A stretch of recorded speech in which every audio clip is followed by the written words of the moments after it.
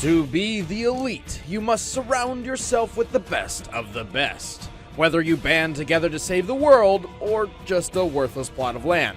And every good team needs a good hit and runner. Like Tracer, the spunky agent of Overwatch. And the Scout, the Boston-born merc of Team Fortress. He's Wiz and I'm Boomstick. And it's our job to analyze their weapons, armor, and skills to find out who would win a death battle. 30 years from the present, mankind would become careless. Their machine servants rose up to fight for freedom, and so began a worldwide war. But one organization stood between world peace and total chaos. Overwatch, a team consisting of the world's greatest scientists, cyborgs, ninjas, cowboys, and pilots. Including Lena Oxton, codenamed Tracer. The youngest pilot ever inducted into Overwatch's flight program, Tracer is a free-spirited and fearless flying ace, always laughing in the face of danger. After helping to secure world peace, no big deal, right? She was chosen to test a new prototype fighter jet, which could teleport. But then everything went horribly wrong.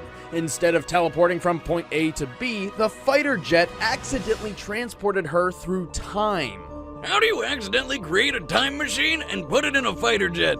A word to the wise, this is why you use animals before moving to human trials, like I always do. Anyway, Tracer essentially existed as a ghost, uncontrollably phasing in and out of time. It looked like Overwatch's prized pilot would be decommissioned forever. Until her teammate, good friend, and gorilla scientist Winston made a special techno doohickey to keep her locked in the present. This chronal accelerator doesn't just anchor Tracer's time displacement, it also gives her two different ways to manipulate her own time flow. In a near instant, she can zoom approximately 23 feet away. This blink ability is not true teleportation, but instead speeds up time only for Tracer while propelling her in any given direction.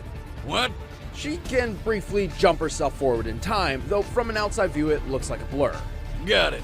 More than that, she can also reverse time for herself with the recall ability, which returns Tracer's health and spatial position back to where they were a few seconds before. While usually recall only turns back 3 seconds, in some instances she's gone as far back as 15. Well, thank God her weapons aren't as confusing as that shit. She carries dual rapid-fire pulse pistols as her primary pain dispensers. Each can empty 20 rounds in a single second.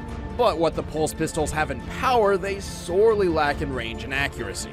Good thing she also has her pulse bombs. I'll put it this way, pretty much anybody she sticks this thing to has exactly 2 seconds to make their peace before going to the big capture point in the sky.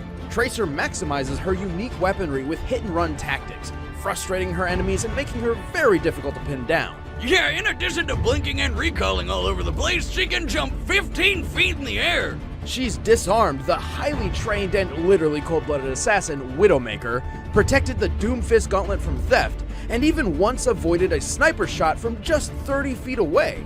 A sniper round usually travels almost 1,800 miles per hour when fired, meaning Tracer had to react within 1/100th of a second. Unfortunately, that bullet found another target.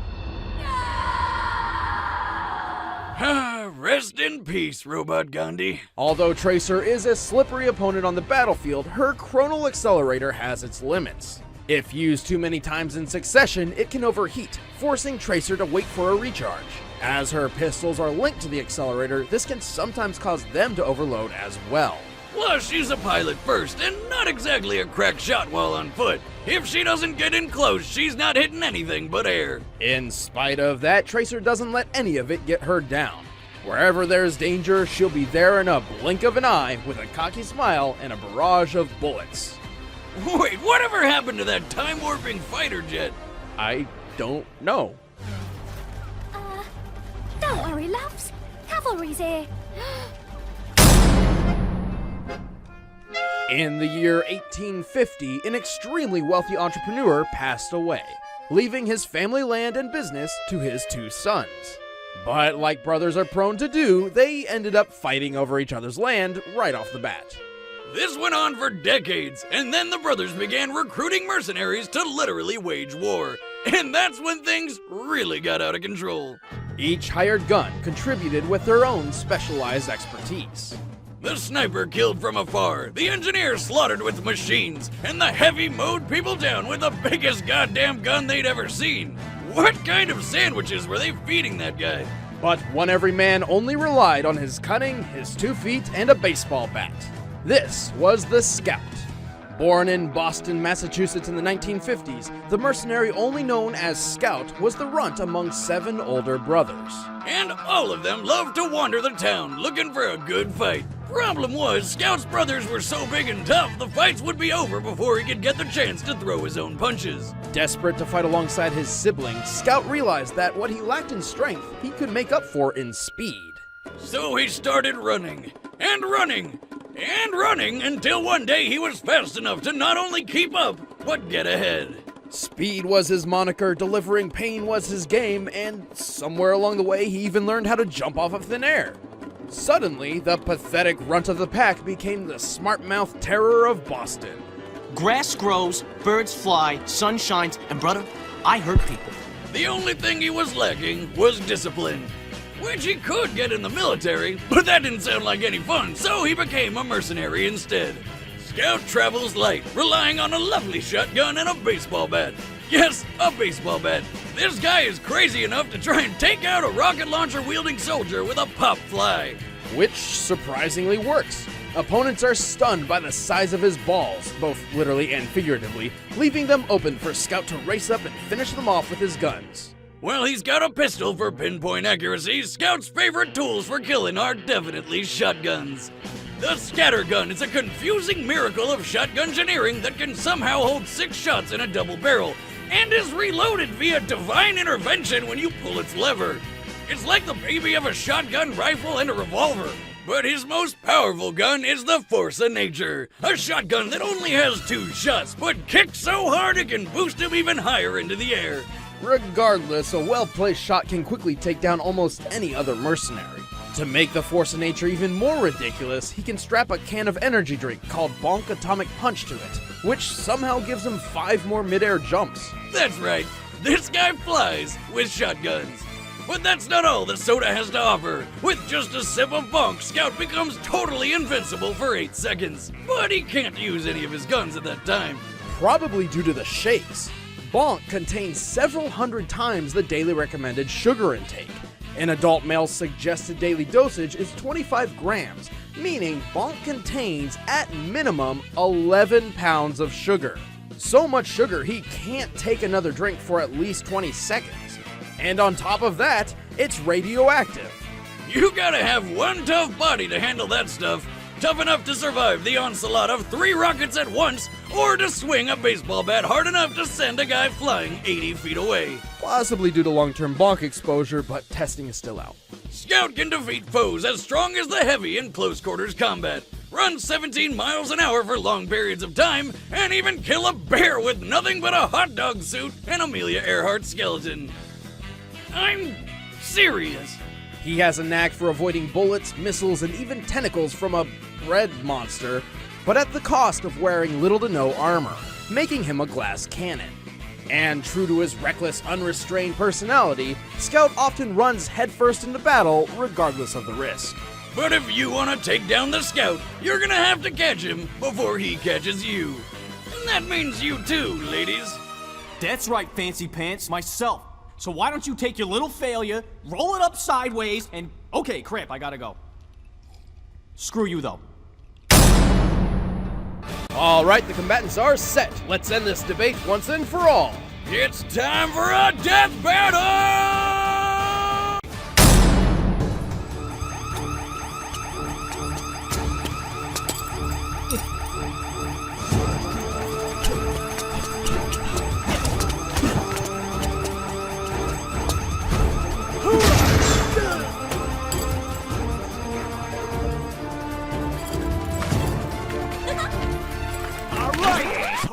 You're toast! Whoa!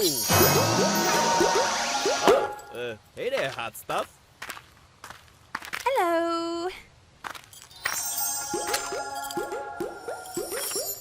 If I told you you had a great bod, would you hold it against me? That's nice. I was just leaving. Oh, sure thing. Come back anytime. Just put put that briefcase back before you go. Thanks. Sorry, love. Overwatch needs this more than you do.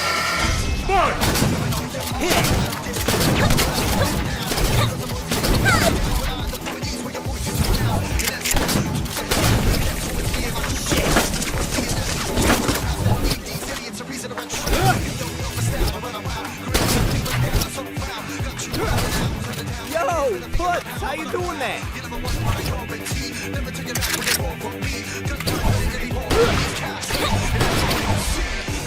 Bombs away! Oh, that's just great.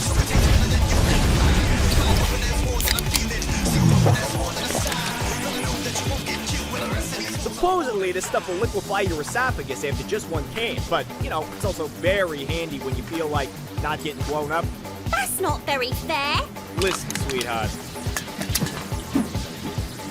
I never play fair.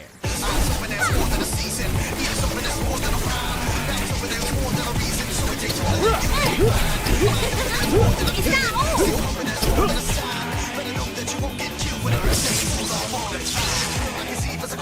Ah, bollocks! Better at the plate. It's out of the park.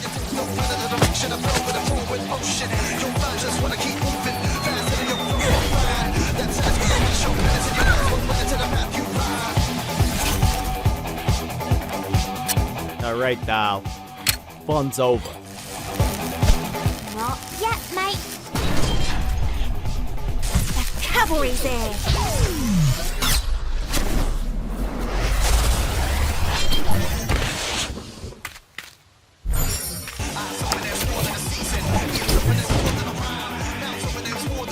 Shit!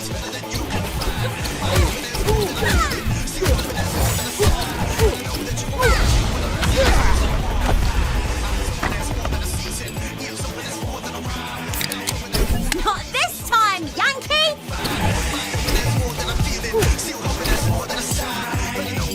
Oh, come on, give me a...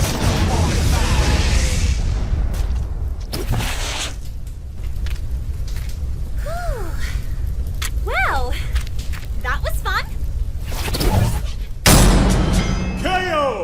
And he's out! Scout was fast and tough, but Tracer's unique arsenal and evasiveness pulled her ahead. Scout's greatest feat was potentially surviving an assault from 3 rockets at once. However, the rocket's point of impact is never directly shown, and since direct hits from rockets regularly obliterate far tougher mercs, it's unreasonable to assume this was any different. Scout could sprint up to 17 miles an hour for an extended period of time, which is slightly faster than the average human's 15 miles per hour. But Tracer's natural reactive instinct gave her the edge. For example, avoiding that sniper round from 30 feet away means she can react 25 times faster than the vast majority of other human beings. Which means Tracer could avoid almost anything Scout threw at her. Even when she couldn't, her recall ability not only helped her survive, but effectively ruined any of Scout's elements of surprise. This allowed Tracer plenty of opportunities to take him out. And just like that, Scout was gone, without a trace. The winner is Tracer. Next time on Death Battle.